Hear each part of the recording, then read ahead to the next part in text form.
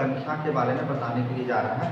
क्योंकि हम लोग देखते हैं कि बहुत सारे जो बच्चे होते हैं उनको बेसिक नॉलेज जो है नहीं होता, तो बेसिक नॉलेज नहीं होने के कारण बहुत ज़्यादा प्रॉब्लम होता है। तो बेसिक नॉलेज जो है ये बहुत ज़्यादा इम्पॉर्टेंट है, इसीलिए कोई भी क्लास के हो उनको जो भी वे पढ़ रहे हैं वो सही तरीके से बिल्कुल आना चाहिए। और क्योंकि बेसिक नॉलेज के अभाव में बच्चों को क्या होता है कि बहुत ज़्यादा प्रॉब्लम होता है और वो किसी भी चीज़ को बढ़िया ढंग से समझ नहीं पाते हैं। तो आज इस क्लास में हम इसी चीज़ के बारे में चर्चा करेंगे कि संख्या आखिर क्या होता है, संख्या कितने प्रकार के होते हैं और कौन संख्या किस तरह का होता है। तो इससे रिलेटेड सारे चीज़ों को हम बिल्कुल विस्तार पूर्वक जानेंगे, समझेंगे और सीखेंगे। चलिए, तो सबसे पहले आप देखिए यहाँ पर जो है कुछ संख्याएं लिखा हुआ है। ये संख्या, सबसे पहले हम बात करते हैं कि संख्या क्या होती है। संख्या का मतलब होता है नंबर। संख्या का मतलब क्या होता है? नंबर। और ये संख्या जो है स्टार्ट हम लोग कहाँ से करते हैं? जैसे देखिए कोई भी अंक हम अगर बनाते हैं वो 0 से लेकर के आप 1 2 3 4 जो है नॉर्मल करके जाइए, मतलब आप जहाँ भी जा सकते हैं, ठीक है। यानी कहने का मतलब है कोई भी संख्या जो होता है आप 0 से लेकर के 1 2 3 5 6 7 8 9, ठीक है। ये जो है ये संख्या होता है। हम लोग जो है इस संख्या को अपने मोबाइल में देखते हैं, कैलकुलेटर में देखते हैं। तो कैलकुलेटर में जो डिजिट हमारा रहता है या फिर मोबाइल में जो डिजिट रहता है वो हमारा 0 से लेकर के 9 तक रहता है। और यही 0 से लेकर के 9 तक सारे डिजिट को ये बनाने का काम करता है, सारे अंकों को बनाने का काम करता है। तो चलिए हम बात कर रहे हैं संख्या। नंबर क्या होता है? संख्या जो 0 से लेकर के 9 तक, 0 से लेकर के 9 तक को हम संख्या कहते हैं, ठीक है। अब हम बात कर रहे हैं, चलिए दूसरा नंबर की बात करते हैं, प्राकृतिक संख्या, यानी इसको हम क्या बोलते हैं? नेचुरल नंबर बोलते हैं। ये प्राकृतिक संख्या क्या होता है? प्राकृतिक संख्या वैसी संख्या होती है जिनका प्रयोग हम लोग गिनती में करते हैं, जिनका प्रयोग हम लोग गिनती में करते हैं। तो आप यहाँ पर ध्यान दीजिए, ये प्राकृतिक संख्या जो है आपका हमेशा जो है 1 से स्टार्ट होगा। आपका प्राकृतिक संख्या जो है आपका क्या होगा? 1 से स्टार्ट होगा और जहां तक हम ले करके जा सकते हैं। और ये नेचुरल नंबर जो है इसको हम लोग क्या इंडिकेट करते हैं? एंड से सूचित करते हैं। नेचुरल नंबर को हम लोग किससे सूचित करते हैं? तो नेचुरल नंबर को हम लोग एंड से सूचित करते हैं। तो ये होता है प्राकृतिक संख्या, ठीक है। ये क्या होता है? प्राकृतिक संख्याएं होती है। अब हम बात करते हैं आगे जो पूर्ण संख्याएं होती हैं। अब देखिए यहाँ पर जो है पूर्ण संख्याएं क्या होती है? यहाँ पर इसको दिया है W से इंडिकेट किया है, W से इंडिकेट किया है। अब देखिए यहाँ पर जो है आपका यानी वैसी संख्याएं जिसमें 0 भी शामिल हो, वैसी संख्याओं का समूह, वैसी संख्याओं का वर्ग जिसमें 0 भी शामिल हो, उसको हम लोग क्या बोलते हैं? पूर्ण संख्याएं बोलते हैं। उनको हम क्या बोलते हैं? पूर्ण संख्याएं बोलते हैं। ये संख्या जो है 0 से स्टार्ट होता है, यानी हम इसका परिभाषा ऐसे भी बोल सकते हैं, जब प्राकृतिक संख्या में 0 को शामिल किया जाता है तो उसे पूर्ण संख्या कहा जाता है। जब प्राकृतिक संख्या में 0 को शामिल किया जाता है तो उसे पूर्ण संख्या कहा जाता है। और चलिए अब हम बात करते हैं तीसरा नंबर, परिमेय संख्या क्या होता है? तो देखिए यहाँ पर ये जो परिमेय संख्या आप देख रहे हैं, परिमेय संख्या को इंग्लिश में हम लोग क्या बोलते हैं? रेशनल नंबर बोलते हैं। तो ये रेशनल नंबर जो है परिमेय संख्या होता है कि वैसी संख्याएं जो P/Q के रूप का हो तथा Q जो है नॉट इक्वल टू 0, उसे हम क्या बोलते हैं? परिमेय संख्या। अब बात रहा यहाँ पर आप लोग ध्यान से देखिए कि P/Q के रूप का हो। P/Q हमारा जो है, P को हिंदी में अंश बोलते हैं और Q को इंग्लिश में हर बोलते हैं। P हमारा जो है क्या होता है? अंश होता है, Q हमारा हर होता है। इसको हम क्या बोलते हैं, ऊपर वाले को न्यूमरेटर बोलते हैं और नीचे वाले को डिनोमिनेटर बोलते हैं। ठीक है, अब कम क्या रहा, अब बात रहा कि परिमेय संख्या जो है हम किनको कहने के परिमेय। एग्जाम्पल में आप परिमेय संख्या में ले सकते हैं, जैसे हो गया आपका 1 हो गया, 2 हो गया, 5 हो गया, 7 हो गया, 9 हो गया, कोई भी संख्याएं जो कोई भी संख्याएं, यानी आप जो है प्राकृतिक संख्या को आप परिमेय संख्या बोल सकते हैं, पूर्ण संख्या को भी आप परिमेय संख्या बोल सकते हैं। ठीक है, तो हमारा बात रहा प्राकृतिक जो संख्या होती है, प्राकृतिक संख्याएं, प्राकृतिक संख्याएं जो होती है उसे परिमेय संख्या कहा जा सकता है, परिमेय संख्या कहा जा सकता है। ठीक है, उसके बाद दूसरा नंबर में आपका क्या है, पूर्ण संख्याओं से, पूर्ण संख्याओं को भी परिमेय संख्या कहा जा सकता है, परिमेय संख्या कहा जा सकता है। अब बात रहा कि जीरो, क्या भाई जीरो जो है परिमेय संख्या है? तो आप अवश्य जान लीजिए जीरो जो है परिमेय संख्या है, क्योंकि जीरो में जो है हम लोग क्या डालते हैं, 1 डालते हैं, तो ये आपका जो है क्या कहलाता है, p/q कहलाता है। देखिए यहाँ पर ये जीरो है और ये q है, कहा इसके अलावा परिमेय संख्या कंडीशन क्या है, q जो है जीरो के बराबर नहीं, q हमारा क्या होता है कि जीरो के बराबर नहीं होना चाहिए। यहाँ पर आप देख लीजिए ये जो है आपका क्या है, एक जो है जीरो के बराबर नहीं, यानी ठीक है, तो ये आपका हो गया परिमेय संख्या। अब हम बात कर रहे हैं अपरिमेय संख्या की, तो वैसी संख्याएं जो परिमेय संख्या नहीं हो, ठीक है, वैसी संख्याएं जो परिमेय संख्या नहीं हो उसको हम अपरिमेय संख्या बोलते हैं।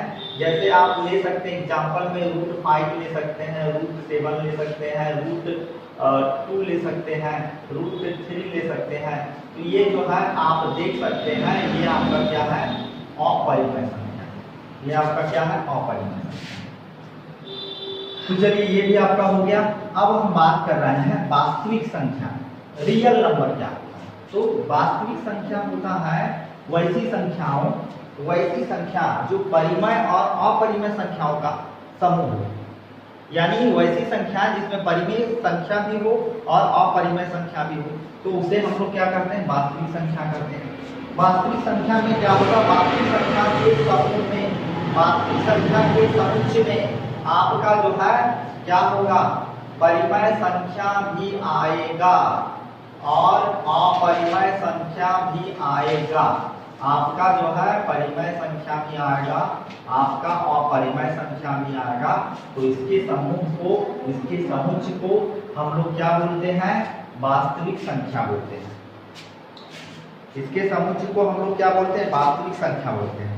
अब रहा अगला नंबर में भाज्य संख्या, कंपोजिट नंबर। ठीक है, अब ये हमारा क्या है, भाज्य संख्या, कंपोजिट नंबर। और भाज्य संख्या को आप लोग ये याद रखिए, भाज्य संख्या को जो है हम लोग क्या बोलते हैं, यौगिक संख्या भी बोलते हैं। भाज्य संख्या को हम लोग यौगिक संख्या भी बोलते हैं। अब देखिए ये यौगिक संख्या क्या होता है, यानी कहने का मतलब है ये यौगिक संख्या क्या होता है कि वैसी संख्याएं जो एक के अलावा किसी अन्य से भी भाग दिया जा सकता है। भाज्य संख्याएं या यौगिक संख्याएं वैसी संख्याएं होती है जो एक के अलावा किसी अन्य से भी भाग दिया जा सकता है। जैसे आप एग्जांपल में देख सकते हैं, जो एक के अलावा जो है किसी अन्य से भी भाग दिया जा सकता है। जैसे हम यहाँ पर 4 रखते हैं, 4 को 1 से भी भाग दिया जा सकता है, 2 से भी भाग दिया जा सकता है। 6 को रखते हैं, 1 से भी भाग दिया जा सकता है, 2 से भी भाग दिया जा सकता है, 3 से भी भाग दिया जा सकता है। ये 8 हो गया, ये 9 हो गया और ये डॉट डॉट, ये जो है आपका क्या हो गया, भाज्य संख्या। इसको हम जो है कंपोजिट नंबर भी बोलते हैं। ये संख्या क्या होती है कि यहाँ पर यौगिक संख्याएं या फिर भाज्य संख्याएं उन संख्याओं को कहा जाता है जो एक के अलावा किसी अन्य से भी भाग लेते। एक से तो सारा संख्या भाग लगता है। इसके अलावा देखिए ये 4 जो आप देख रहे हैं, ये 2 से भी भाग लग रहा है और 1 से भी भाग लग रहा है। ये 6 आप देख रहे हैं, 6 किससे 2 से भी लग रहा है और ये 3 से भी लग रहा है, 1 से भी लग रहा है। ठीक है, तो ये सारी संख्याएं जो है भाज्य संख्याएं कहलाती हैं। ये सारी संख्याएं क्या कहलाती है? भाज्य संख्याएं कहलाती है। अब हम बात कर रहे हैं अभाज्य संख्या। अभाज्य संख्या या फिर हम अभाज्य संख्या को क्या बोलते हैं? ऋण संख्या। अभाज्य संख्या को हम लोग क्या बोलते हैं? ऋण संख्याएं। ऋण संख्याएं, आप इसको याद रखिएगा। अभाज्य संख्याओं को हम लोग क्या बोलते हैं? ऋण संख्या। ठीक है, ये हो गया आपका प्राइम नंबर। तो अभाज्य संख्याएं वैसी संख्या होती है जो एक के अलावा खुद से लगे, जो एक के अलावा खुद से लगे, इसके अलावा किसी दूसरे से नहीं लगे। अभाज्य संख्याएं किसे कहते हैं? जो एक के अलावा किसी अन्य से नहीं लगे।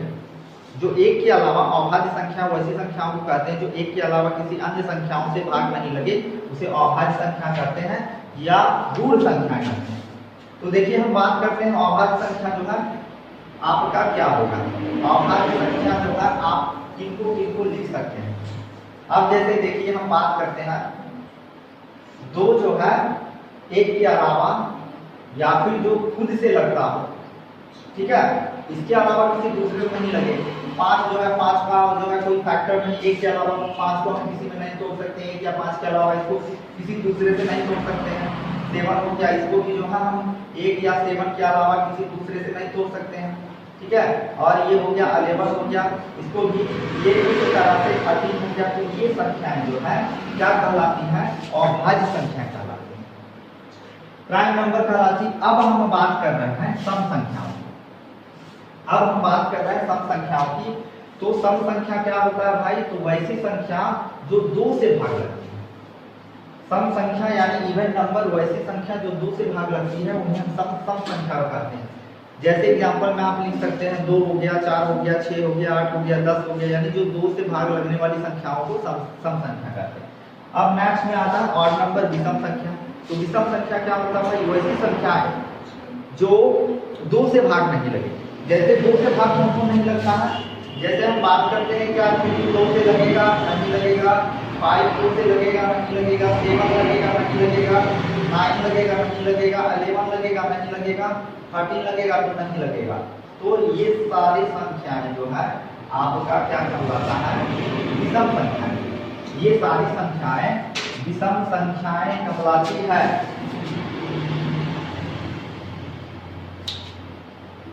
ये सारी संख्या क्या कहलाती है? विषम संख्या कहलाती है। अब हम बात कर रहे हैं नेक्स्ट का समअभाज्य संख्या। समअभाज्य संख्या ये है आपका को-प्राइम नंबर। को-प्राइम नंबर वैसी संख्या होता है, यह वैसी संख्याओं का युग्म होता है जिनमें कोई भी उभयनिष्ठ गुणनखंड ना हो। उभयनिष्ठ गुणनखंड का मतलब होता है कि इसका जो फैक्टर होता है, उभयनिष्ठ गुणनखंड, जैसे आप देख लीजिए 3 हो गया, ये 5 हो गया।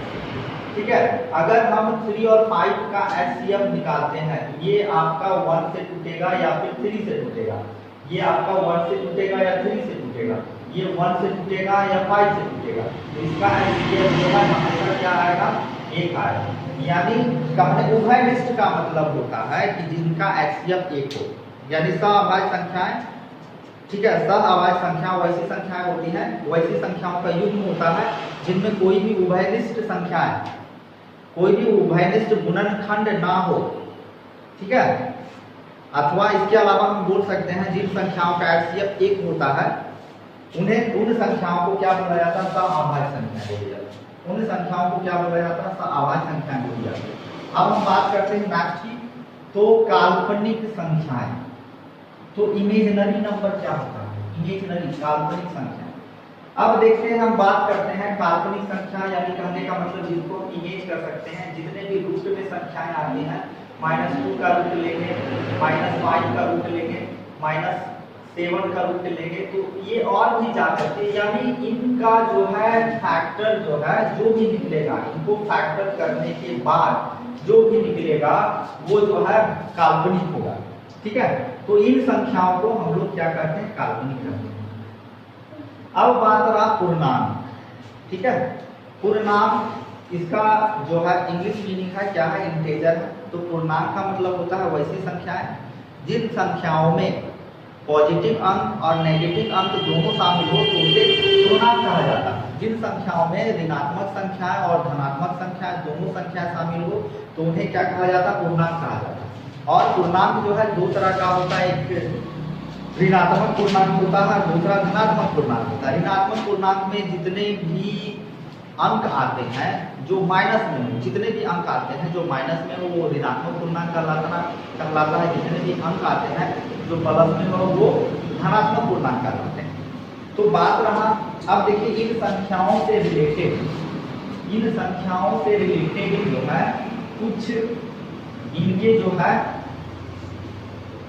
मेन तथ्य आते हैं, ठीक है। उन सारे तथ्यों को अगर याद हम रखते हैं तो क्या होता है कि हमें जो है कभी भी प्रॉब्लम नहीं होती है। तो चलिए सबसे पहले जो है हम बात करते हैं नंबर 1। पहला नंबर में क्या हम बात करते हैं कि अगर सम संख्या को हम जोड़े, सम संख्या और प्लस ये सम संख्या, तो ये सम संख्या प्लस सम संख्या ये बराबर जो है ये सम संख्या आपका आएगा, ठीक है। ये आपका क्या रूल है कि अगर हम सम संख्या में सम संख्या जोड़ते हैं तो आपका जो है रिजल्ट क्या आएगा, सम संख्या आएगा। जैसे देख लीजिए ये 2 है और ये 6 है और ये बराबर मिलकर के 8 जो आया है वो भी सम संख्या है। 2 आपका सम संख्या है, 6 आपका सम संख्या है, दोनों को जोड़ने के बाद जो संख्या आया वो भी आपका सम संख्या है। चलिए दूसरा नंबर में हम बात करते हैं, ठीक है। अगर हम सम संख्या के साथ विषम संख्या अगर मिला देते हैं तो ये क्या आता है, तो ये जो है इसका रिजल्ट आता है, उसका परिणाम आता है वो विषम संख्या कहलाता है।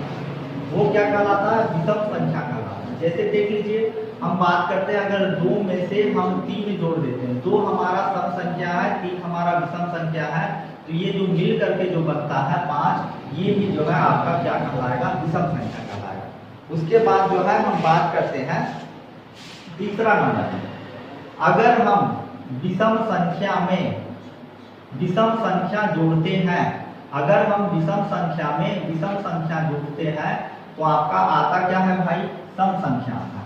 जैसे देख लीजिए ये 3 है और ये 5 है, दोनों को जोड़े 8, ये सम संख्या आ गया। 3 हमारा विषम संख्या है, 5 हमारा विषम संख्या है, दोनों को हम ऐड किए तो हमारा ये क्या आ गया, सम संख्या आ गया। चलिए अगले की बात करते हैं, ठीक है।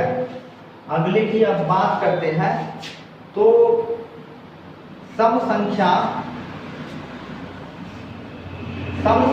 का जितनी भी, अब देखिए बात कर रहे हैं कि सम संख्या का जितनी भी घात निकालेंगे, ये सम संख्या है। सम संख्या के पावर यहाँ पर जो है घात हम रखते हैं, सम संख्या पर जो घात रखते हैं, जितनी भी घात रखेंगे वो हमारा क्या निकलेगा, उसका परिणाम जो है हमेशा सम संख्या ही होगा, सम संख्या होगा। तो देखिए सम संख्या पर हम जितना भी घात रखें, ये सम संख्या 2 है, 2 पर घात हम 3 रखते हैं, तो देखिए यहाँ पर 2 गुना 2 गुना 2 बराबर ये 8 आया, तो ये सम संख्या हो गया। चलिए फिर बात करते हैं 4 पर हम पावर कुछ भी रखें, 5 रखें, तो हो गया 4 गुना 4 गुना 4 गुना 4 गुना 4, तो हो गया ये आपका 16 हो गया, ये आपका 16 हो गया और ये 4, 16 16 जो है आपका 256 हो गया। अगर 256 को 4 से भाग करते हैं, 6 चौक 24, 5 चौक 20, 2 22, 4 दूनी 8, 2 10, ये 10 तो 24 जो है आपका क्या आया, सम संख्या है। अब जैसे हम बात करते हैं 5वां नंबर में हम बात करते हैं, अगर विषम संख्या का घात लगाया जाए, विषम संख्या पर अगर जितना भी हम घात लगाते हैं तो परिणाम उसका क्या आता है, विषम संख्या आता है। परिणाम क्या आएगा उसका, विषम संख्या आएगा। जैसे आप देख लीजिए ये 3 पर पावर 2 लगाए तो ये 3 और गुना 3 बराबर ये 9 जो आया ये विषम संख्या है। चलिए फिर बात करते हैं 3 पर पावर 5 लगाते हैं तो ये 3 गुना 3 गुना 3 गुना 3 गुना 3, ये हो गया 9, ये हो गया 9, 9 गुना 9 81 गुना 3, तो हो गया यहाँ पर 3 का 3 8 या 24, ये 243 जो है आपका क्या आया, विषम संख्या है, ठीक है। अब हम इसके आगे की हम बात करते हैं।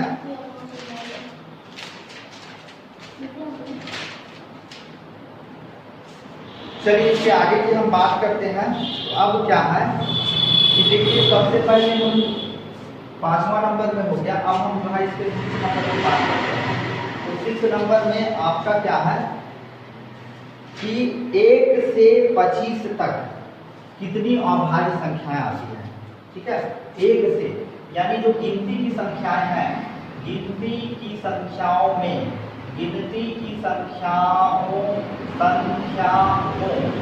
गिनती की संख्याओं में 1 से लेकर के 25 तक में कितनी अभाज्य संख्याएं आती हैं। तो 1 से लेकर के 25 तक में जो है 9 अभाज्य संख्याएं आती हैं। इसको जो है याद करना है। अभाज्य संख्या क्या होती है, यानी वैसी संख्याएं, ठीक है, वैसी संख्याएं जिनका क्या होता है, देखिए अभाज्य का मतलब जो है वैसी संख्या जो एक के अलावा खुद से लगे, इसके अलावा किसी दूसरे से नहीं लगे। ठीक है, उसको हम क्या बोलते हैं, अभाज्य संख्या कहते हैं। तो 1 से लेकर के 25 तक की संख्याओं में कितनी अभाज्य संख्याएं आती हैं, तो 9 अभाज्य संख्याएं आती हैं। ठीक है, अब हम दूसरा नंबर की बात करते हैं। संख्या में 1 से लेकर के, देखिए यहाँ पर 1 से लेकर के 25 तक में कितनी अभाज्य संख्या आती है, 9 अभाज्य संख्या आती है। अब हम बात करते हैं 1 से लेकर के 1 से लेकर के 50 तक में कितनी अभाज्य संख्या आती है, तो ये आपका हो गया 15 अभाज्य संख्या आती है। ठीक है, तीसरा नंबर में हम बात करते हैं 50 से लेकर के 100 तक में कितनी अभाज्य संख्या आती है। तो भाई 50 से लेकर के 100 तक में जो है आपका कितनी अभाज्य संख्या आती है, तो 10 अभाज्य संख्या आती है। ठीक है, अब बात रहा 1 से लेकर के 100 तक में कितनी अभाज्य संख्या आती है। तो 1 से लेकर के 100 तक में कितनी अभाज्य संख्या आती है, तो ये आपका हो गया 25। 1 से लेकर के 100 तक में 25 अभाज्य संख्या आती है। ठीक है, अब चलिए अब हम बात करते हैं, छोटा छोटा बात करते हैं, लेकिन ये बहुत ज्यादा इंपॉर्टेंट है, सभी के लिए इंपॉर्टेंट है। तो चलिए अब हम बात करते हैं, अगला नेक्स्ट की बात करते हैं। इसमें से सबसे छोटी अभाज्य संख्याएं क्या होती है। पहला क्वेश्चन जो है, सबसे छोटी अभाज्य संख्याएं, सबसे छोटी अभाज्य संख्याएं, सबसे छोटी अभाज्य संख्याएं, सबसे छोटी अभाज्य संख्या क्या होती है, तो भाई 2। सबसे छोटी अभाज्य संख्या क्या होती है, 2 होती है। ठीक है, सबसे छोटी सम अभाज्य संख्या, सबसे छोटी सम अभाज्य संख्याएं, सम अभाज्य संख्याएं क्या होती है, तो भाई ये 2 सबसे छोटी सम अभाज्य संख्या। ठीक है, मतलब आप इसको समझ लीजिए। ठीक है, सम अभाज्य का मतलब समझ रहे हैं, जो एक के अलावा जो है खुद से लगे, इसके अलावा किसी दूसरे से नहीं लगे। अब हम बात कर रहे हैं कि संख्या 2 के अतिरिक्त किसी अभाज्य संख्याएं, संख्या 2 के अतिरिक्त ये संख्या जो 2 है वो क्या है कि सबसे छोटी अभाज्य संख्याएं होती है। लेकिन इसके अलावा क्या कहा जा रहा है कि संख्या 2 के अलावा जितने भी अभाज्य संख्याएं होती हैं वो क्या होती है, विषम संख्या होती है। 2 के अलावा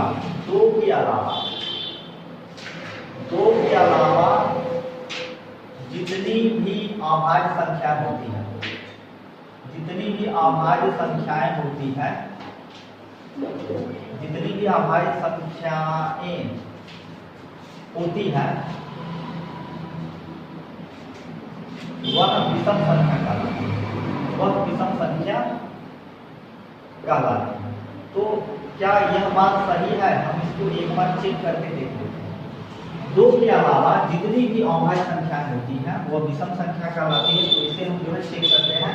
देखिए यहाँ पर जो हम बात करते हैं, अब देखिए यहाँ पर हम लिए 3, लिए हैं 5, ये 7 लिए, और ये जो है 9, 11 लिए, और ये 13 लिए, ये 17 लिए। तो चलिए ये जो है हम लिए हैं कुछ अभाज्य संख्याओं को लिए हैं।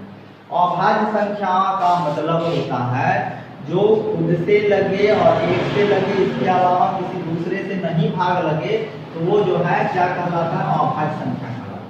तो देखिए 2 के अलावा, 2 को छोड़कर भी जितनी भी संख्या आ रही है वो विषम संख्या कहला रही है। जितनी भी संख्या आ रही है वो क्या कहला रही है, विषम संख्याएं कहला रही है।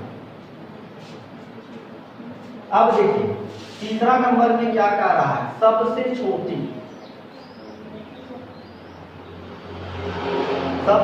विषम अभाज्य संख्या 3 होती है। क्या होती है भाई, सबसे छोटी विषम अभाज्य संख्या, यानी कि देखिए 2 जो है सम संख्या है और लेकिन 3 जो है आपका क्या है, विषम संख्या है। ठीक है, तो ये हो गया। अब बात रहा कि सबसे छोटी जो है भाज्य संख्या है वो क्या होती है। सबसे छोटी भाज्य संख्या क्या होती है, तो सबसे छोटी भाज्य संख्याएं, सबसे छोटी भाज्य संख्याएं 4 होती है। सबसे छोटी भाज्य संख्या क्या होती है भाई, 4 भाज्य संख्या, यानी जो भाग लग जाता है, जो भाग लग जाता है, यानी कहने का मतलब है भाज्य संख्या फिर से हम रिपीट कर रहे हैं। देखिए वैसी संख्या जो एक के अलावा किसी दूसरे से भाग लगे उसको हम भाज्य संख्या बोलते हैं।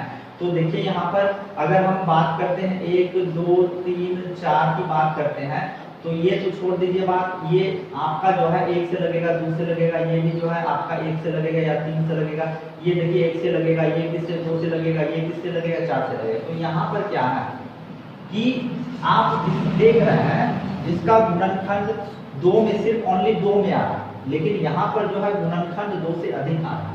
तो ये 4 जो है आपका क्या है, सबसे छोटी भाज्य संख्या होती है। ठीक है, उसके बाद जो है हम बात करते हैं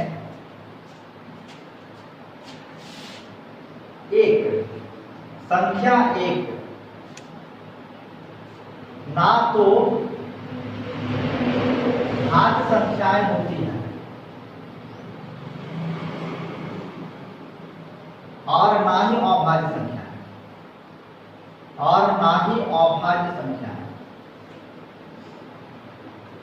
संख्या जो 1 होती है वह ना ही भाज्य संख्या होती है और ना ही अभाज्य संख्या होती है।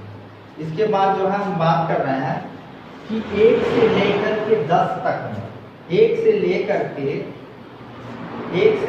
के 100 तक में कितने अभाज्य संख्याएं आती हैं। 1 से लेकर के 100 तक में कितनी अभाज्य संख्याएं आती हैं, तो ये 1 से लेकर के 100 तक में जो है आपका कितनी अभाज्य संख्याएं आती है, तो 1 से लेकर के 100 तक में ये 25 अभाज्य संख्याएं आती हैं। अभाज्य संख्या 25 अभाज्य संख्या आती है। ठीक है, उसके बाद जो है हम बात क्या कर रहे हैं, अब देखिए नेक्स्ट में 1 से लेकर के 50 तक में, 1 से लेकर के 50 तक में कितनी अभाज्य संख्या है, 1 से लेकर के 50 तक में जो है आपका 15 अभाज्य संख्याएं आती हैं, 15 अभाज्य संख्या।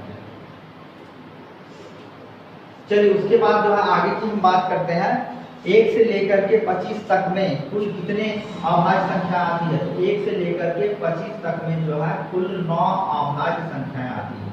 1 से लेकर के 25 तक में कुल कितने अभाज्य संख्या आती है, तो 9 तक आती है। ठीक है, 1 से लेकर के 25 तक में कुल 9 अभाज्य संख्या। दोस्त अब देखिए यहाँ पर बात करते हैं। ठीक है, यहाँ पर जो है हम एक चीज के बारे में बात कर रहे हैं, वो परिमेय संख्या के बारे में फिर से जो है थोड़ा सा बात करते हैं।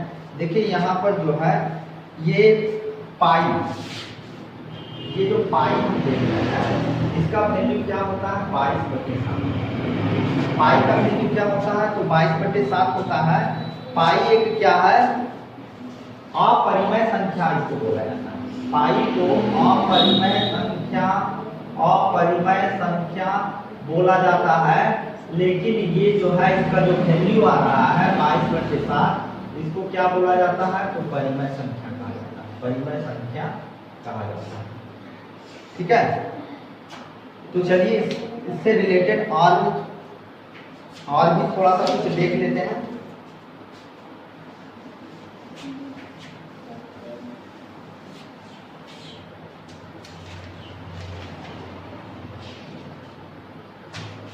चलिए अब हम बात करते हैं एक अंक की सबसे छोटी संख्या क्या होती है।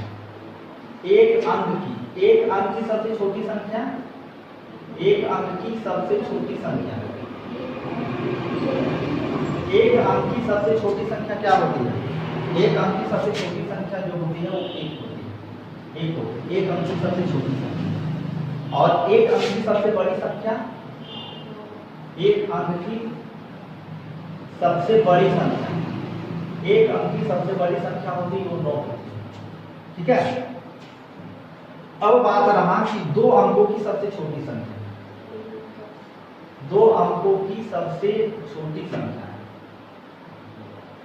दो अंकों की सबसे छोटी संख्या क्या होती है? 10 होती है। लेकिन दो अंकों की सबसे बड़ी संख्या की अगर हम बात करते हैं, दो अंकों की सबसे बड़ी संख्या की बात करते हैं, तो यहाँ पर क्या हो जाता है? 2 गुना लिखते हैं। अब देखिए यहाँ पर एक तरीका क्या होता है कि जितने भी अंक की छोटी संख्या बोला जाए तो उसमें क्या होता है, एक लिख करके उससे एक कम जीरो बैठाते हैं। जैसे सपोज ये 5 अंकों की बड़ी संख्या है, एक लिख करके 4 जीरो बैठा देंगे, 1 2 3 4, तो ये हमारा क्या हो गया? 5 अंक की छोटी संख्या हो गई। अगर हम 5 अंक की बड़ी संख्या की बात करते हैं तो 5 को 9 उतार दीजिए, ये आपका जो है 5 अंक की बड़ी संख्या।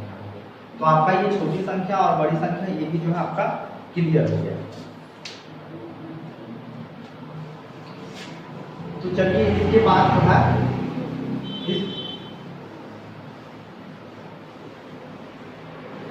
इस क्लास में हम कोई चैप्टर जो है अगले क्लास में चैप्टर स्टार्ट करेंगे। ठीक है।